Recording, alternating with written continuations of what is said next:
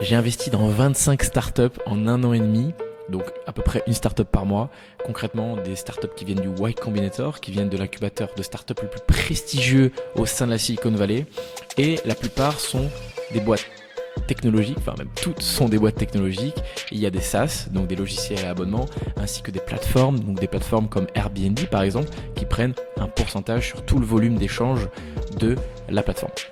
Concrètement, investir dans les startups, la plupart des gens pensent que c'est clairement jeter son argent par les fenêtres ou alors que c'est un coup de poker qu'on va au casino.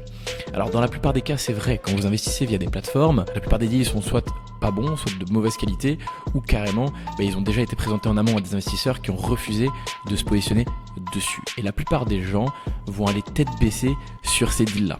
Alors que concrètement, quand vous avez les bonnes connexions, les bonnes informations, vous pouvez avoir accès à un deal flow, accès à des deals qui sont exclusifs et qui sont juste incroyables avec un potentiel beaucoup plus grand.